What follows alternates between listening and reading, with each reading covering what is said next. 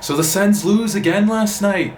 4-2. I mean, at least they didn't give up 8 goals. That's the only positive I can really look at in this one. I mean, we got some news to get to today regarding the Sens lineup. I didn't watch the game last night, so I'm just going to kind of quickly go over the goal scorers in this one. So it starts off Darnell Nurse, 9:42 into the first period. He takes a slap shot from the point, assisted by Tyson Barrie. I was going to say Drew Barry for some reason, but I said Tyson Barrie, so good, I got his name correct. And Connor McDavid. It's 1-0 Oilers, and Darnell Nurse is just kind of like smirking at the point after. He's like, oh yeah, I scored. I mean, I scored against an AHL team. Woo, can you give me something better to play against? And then Jesse Puljujarvi, 12:45 into the first score, assisted by McDavid and Barrie. Leon Draisaitl scores, assisted by Kyler Yamamoto, 3-0 after the first period for the Oilers. And Draisaitl, after he scored that goal, he's just going to the bench like, oh my goodness, get me out of this game. This is so easy to play. Please give me a real NHL team to play against. I mean, that's really what it looked like he was thinking, because he looked so bored. He didn't even look like he wanted to celebrate that goal. It almost looked like Draisaitl felt bad celebrating because like, oh, I scored in an AHL team anyways. That's almost what it looked like to me. Then Puljujarvi would get another one, 5:30 into the second period. That makes it 4-0 Oilers. The game's getting on the verge of not looking very good again, which is kind of a trend for the Sens. They have a knack for making the game not really look good in their favor, that's for sure. But then Cedric Paquette would get his first as a Sen, assisted by Thomas Chabot, Austin Watson. Those guys chip in. Paquette kind of battling in front, bangs it home.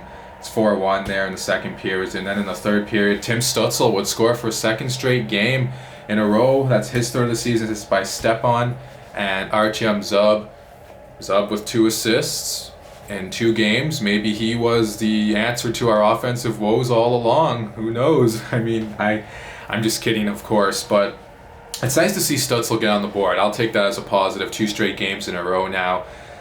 He gets that puck on the fly.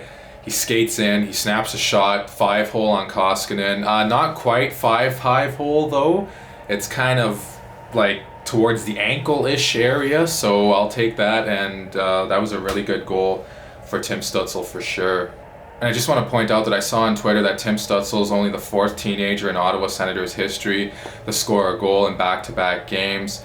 That's pretty cool to see, and hopefully it's a sign of things to come for him, that he's going to be heating up. All 3 of his goals have been pretty nice, I would say, so far.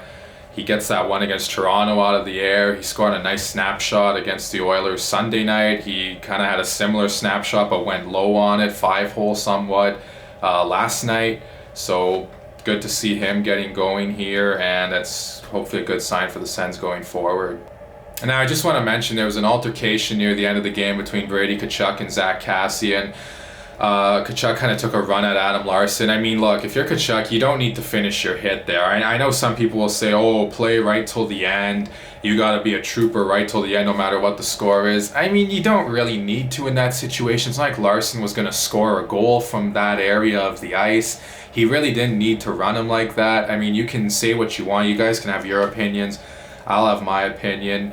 Let me know what you think about that in the comment section below. If Brady needs to, maybe you don't want to tell him to calm down too much, but you know, he could afford to bring it down a notch, I think, every now and then, and that's just an unnecessary play. And if that's a guy who's going to be captain in the future, I mean, that's not really a good leadership play to me.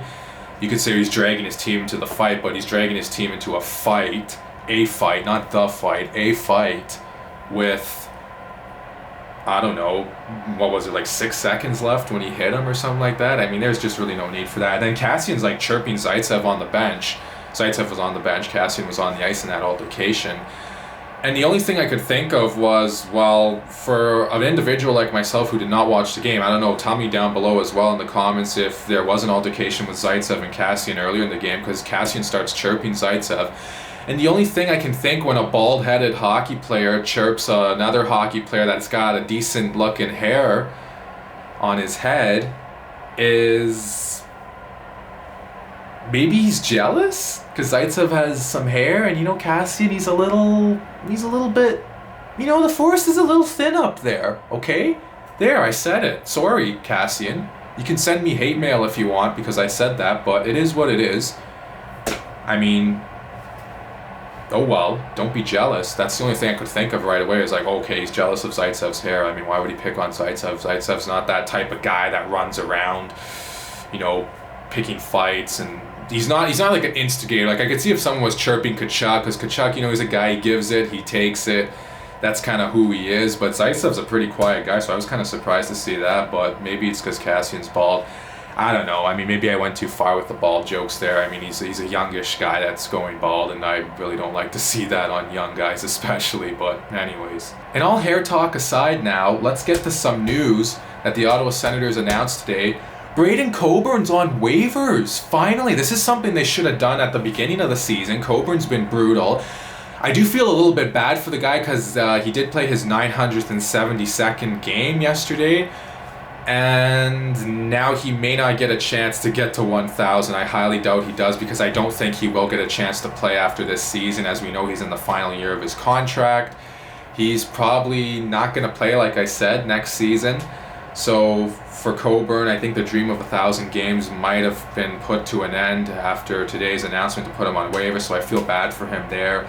But at the end of the day, Coburn probably didn't play well enough to earn the right, I should say, to get to those 1,000 games anyways. And then they call up Eric Brandstrom from Belleville, but I'm not going to get too excited because he's on the team's taxi squad, but that is a good start.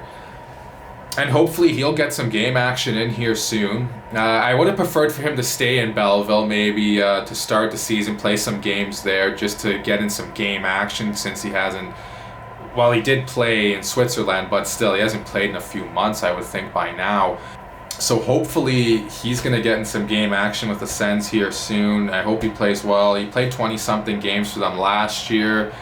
He looked okay. He didn't wow us like we probably thought he would as fans, but I mean, it is what it is. Hopefully it was just, you know, him just tasting his first action of the NHL. And he's going to be much better this year, we hope. If he does play, another guy who I think should be playing is Alex Galchenyuk. My gosh, I mean, this guy's got to get back into the lineup. He hasn't seen any game action since January 25th in that horrendous 7-1 loss to the Vancouver Canucks. And for him, he's only played 3 games this season. Of course, we know he had that one terrific goal against Winnipeg. And yeah, I mean, other than that, Galchenyuk had a bit of a shaky game. Obviously, he was -3 in the last game that he played against Vancouver on the 25th of January. But you got to give the guy a chance. I mean, out of 10 games played, he's only played 3 games. Out of 10 games played for the Sens, he's only played 3 games, sorry.